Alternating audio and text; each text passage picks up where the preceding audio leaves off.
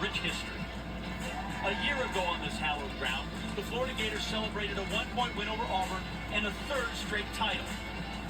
Today, the top-ranked programs in the nation arrive hungry for a bite at that trophy.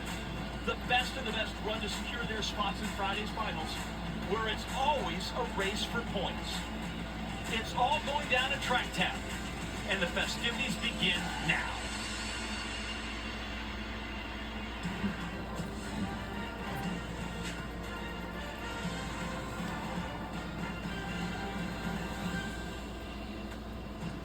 It is a great day for track and field, and the track Hello, and beautiful field is people, and great welcome here at Haywood Field to in 2025 Eugene, Oregon. An oval that's seen it all Americans to Olympic NCAA champs, ready for another chapter here at the University of Oregon. Track and Field Championships live from the Hayward Field in Eugene, Oregon. The Natty. Everybody watches women's sports. Now, this time it is the Women's Day 1. Now, in this action, second day of the decathlon. Tomorrow is the men's final, Saturday championship day for the women. That rounds out our schedule here at Hayward Field. Welcome everyone to Eugene, Oregon on what is an absolutely fabulous day that a bunch of people it's a beautiful, fabulous day for track and field. And of course, 2025 NCAA Outdoor Track and Field Championships is Women's Day 1. Now, we're live at the Hayward Field in Eugene, Oregon. Now, in this one right now, Georgia, they're in the ranked number 1. Texas A&M Aggies, they're in the second spot. USC, they're in third. Fourth, Baylor. Fifth, Oregon. Sixth, South Carolina. Florida, 7th. Texas Tech, 8th. 9th is Arkansas. And 10, BYU. Now, in this one, all the women's athletes will eventually going to dominate their performance today. It's a lot of bit of crowds here at Harwood Field in Eugene, Oregon. Hey, John, we just took off our oxygen masks to do this on camera. They're coming right back on when we start to call the races. We do have a great perspective on here, and as you said, on paper, Georgia really looks almost unbeatable. If everything goes right for them, it's a runaway. With Texas A&M having to have everything go straight, not like yesterday where the men's team title really is up for grabs. But Georgia's so balanced all the way across the board. Well, all season long we've been hearing about this Georgia team, that they were built for the national championships, but not for the SEC championships. Well, director of track and field Carol Smith-Gilbert said, "Forget that. I'm going to win the conference meet," and she certainly did. How did she get it done? She got it done with balance, and look at the bulldog balance here. Wow. You see Aaliyah Butler, the number 1 400-meter runner in the country. Kayla Jackson's going to chip in the sprints as well, but when you've got hammer throwers and javelin throwers, Stephanie Ratcliffe, she could get 10 crucial points for the Bulldogs. And when you continue to think about balance, another great team in this country is Texas A&M. The Texas A&M Aggies, they come in with a ton of balance. They got a couple of great sprinters. Jasmine Montgomery leads the way for them, but also an outstanding long jumper, and Winnie Bide, and the best heptathlete in the country, Sophia Yamashina. Well, unlike yesterday, where the distance races are really going to figure prominently in the overall team title, there's some great individual performances across the board in the distances on the ladies' side. And the host Oregon Ducks, they won the women's indoor team title back in March. To put themselves in contention to do that outdoors, they'll lean heavily on advancing as many opportunities through onto Saturday's final. That includes 3 opportunities in the 1500. That's indoor collegiate record holder Shalon Ayildiz. Now, I would say that our Georgia Bulldogs, the women's track and field team, will be going for the national championship. But that is a very deep field. You have this But if that's the case, out of New Mexico, as well as last year's runner-up, then it will be a good record books for them. That's what we're rooting for them. The collegiate record holder in the steeplechase. She'll have to advance through today to have a chance to defend her title on Saturday. And we always get it started with the 100 meter it's just like semifinal heats of that race. Now, the records, collegiate and meet, as well as Southern Cal. Now, as you can see, they're doing whatever meter they're doing, you know. And we are featuring in this first of 3 heats. In the middle, Now, Florida in State this one, it's going to be and heat Texas. number 1. As you trying to Well, say, this Florida Howard, State Texas, team, Florida they State, TCU, went to Clemson, and New Oregon. The first round in Now, Jacksonville, Florida, this is like heat number 1 for this coming 400-meter run. and they surprised some I'm people. sure they You are have a chance going to to see be Florida State totally throughout this exhausted, outdoor you season know? as they stay mostly in the south, in the southeast, but they were definitely on fire. They're going to anchor with Joella Lloyd. We're going to see her featured in individual sprint racing later today. Top 2 teams to cross the finish line automatically qualify to Saturday's final. And the next This is the Women's Day, times, day they're 1. not automatic qualifiers, looking for a 9-team final on Saturday. Here we go. Florida State in 6, Texas And we're in 5. underway. Last year took 43-26 This is heat number to 1. qualify on time. Well, that's a beautiful pass between Carletta Bernard and Holly Okoku of Texas. Okoku running well down that back straight. Florida State in good shape in the middle of the track. Oregon looks like they may have missed the pass, might have passed out of the zone. Now here comes Texas. The Florida State passes first, but a great pass for Texas. Florida State now in the lead, followed by Texas. And then Howard trying to make a move to get in that top 2. And it looks like it might have been TCU get that second automatic spot right those last 10 meters. With India Mayberry, the freshman, running a great anchor leg for the Horned Frogs. And it was indeed Florida State the winner, and TCU did get that coveted automatic qualifier in second place. Well, you know they're going to pass the baton very well there in Austin, Texas. Coach Flo believes in simplifying the process and the team believing in themselves. But then you see the top 2 teams. Nice pass there. Holly Okoku goes for Texas. Janice Walker for Florida State. Florida State has absolutely been rolling, and they get over, like I said, they get overlooked a little bit because of the ACC conference. Everybody looks at the SEC, but they have absolutely dominated in that conference. And for the anchor leg for Texas, it's Ramaya Elliott and Joella Lloyd. But I'll tell you what, keep an eye on India Mayberry as she closes so fast at the end. Watch Oregon left of your screen. They have a tough time making this pass. Well, that outgoing runner there, that outgoing third runner for Oregon, she was Brazil Neal. She was completely in the other lane, but look at India Mayberry close. The indoor 200-meter champ has taken notice here in the first event on the women's qualifying day and gotten TCU into the final. So Florida State wins it 42-93. TCU getting that second automatic qualifying spot. And then Texas, Howard, and Clemson have to wait for 2 heats to see if those times will hold up. So we get on to heat number 2, featuring the women of Troy. They're going to start out of lane 6. There is the lineup. Samira Moody will be the leadoff, and Jasani Carter, the anchor for the Trojans. Well, this is a very well-known throughout the nation, prolific sprint squad. They are so deep, both on the men's and women's side at USC. Just almost too many to keep track of. But they are very formidable.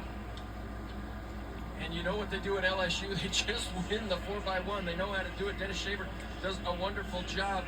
LSU's run 42.85 this season. Just a little bit quicker than TCU. Makeda Linton and Tima Godbless, the Olympian, will anchor. And Georgia could get things rolling right away here. Getting into the finals and securing some points 2 days from now.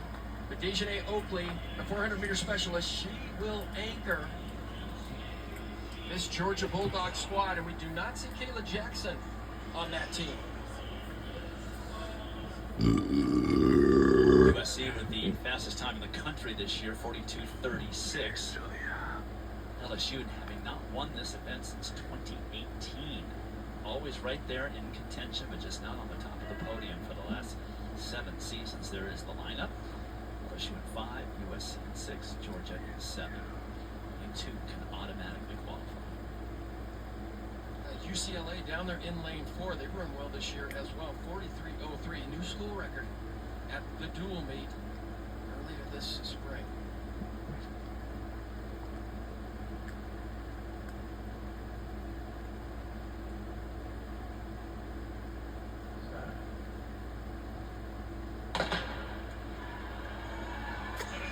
There's more wind on the track today than there was yesterday. That'll factor into. All right, this is heat number 2. Very even first leg. Even though today is the Women's Day. This is day 1 of the 2025 NCAA Outdoor Track and Field Championships. It can be pretty fun out here, you know what I mean? Equal with Georgia. USC. Georgia is my famous team of all time. Breaking it open. And, you know, it is all USC. I was saying, one of them is taking a little larger lead, but I can tell you this how this thing's going. Georgia that automatically gets through. USC But I think the collegiate leaders, the second heat of the 4x1. Yeah, I'm just gonna tell you, you know. Well, USC made that one look really Swinging easy. and 42.55, just outside their season best. They were good, solid passes, but they weren't particularly clean. They're going to want to clean. They're going to want to clean these passes up. National 2 championship. days from now, but Samira Moody, she goes first for the Trojans. Of Alabama. The Trojans in white. But there's a one miss and then a handoff. Ooh, we are trying so hard to catch up, but it's kind of tight. We're almost there. Oh my God, we were trying to, but we was trying to get him right next to. Well, we're trying so hard, but we can't even catch up on that as well. But USC has just dominated. We're going to see throughout this afternoon. But we'll see if they can fare just a little bit better than the men did in the qualifying. But USC made it. I think probably the women's might be kind of pretty better, but I think the men's sort of from yesterday for the day 1, but now this is day 1 for the women's now. But as you can see, you know, in less than an hour's time. I'm sure that we'll have other events happening here at the Outdoor Track and Field Championships soon. Georgia with that automatic qualifying spot in second. LSU. Man, we was kind of pretty close. You know, we're trying to make it to the very lead, but we are close behind. I'm sure there's something in mind, you know. That brings us to the third and final semifinal. There is South Carolina in the Gamecock lineup, anchored by. And it's Saturday for the national championships. 4 events at the SEC championships. The 100, the 200, anchored the relay, and was also part of the 4x400 relay in Kentucky a month ago. Well, this South Carolina team has just worked so well together this season. There you see Centuria James on second leg. We on ESPN for this tonight's event. Very beautiful and gorgeous day outside of Howard Field in Eugene, Oregon. This is going to be a really tough team to beat. Some teams are tough, but some of them are running just a little bit scared. Not pretty tough, you know what I mean? Jasmine Harmon, Cameron Dixon, Bria Bullard, and then Jasmine Montgomery. We'll talk a little bit about. I would say probably like in August. As she's coming home because she went to school. We're gonna have some couple women's sports will start this season. Even college football also going to start in the same month. We have college football, women's soccer, and women's volleyball. And for field hockey, their season will start in the same month of August. You know? At least one very prominent team. You know? It's going to be more fun than ever. There's only one conference that they do not have a women's lacrosse or something, but Ohio State pretty solid on the outside as well. Well, maybe Georgia may have, but there's a club's lacrosse, but I don't think there's none other teams that it's going to be with them. And Charlton, we'll see her in the 100 meters and for Florida Gators here at these championships, we got a little issue with the blocks. Talked a little bit about that yesterday. These are high-tech blocks, sensor pads, and a little speaker on the back. Doesn't look like Jayla Jamison can get that block all the way down to the ground. Always interesting though when you get to you go to a big meet and they're it's very hot, humidity out. Every day in practice, and that's why it's so important to get out here a couple days early. Hot, humidity day outside of Howard Field in Eugene, Oregon. It feels like summer. It is. Everyone likes to wear their flip-flop slide sandals and whatever. And sneakers too, by the way, if they can or not. So once again, Texas A&M in 6, South Carolina in 7, Baylor in 8.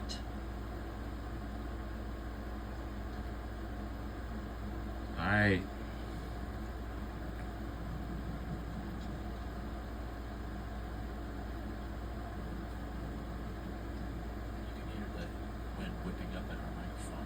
More so than yesterday.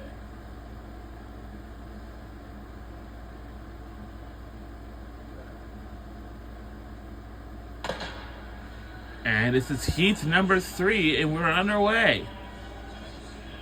So A&M, South Carolina. But I'm telling you, one of these outlets are kind of pretty tough for their teams. Who can win this one? I don't know.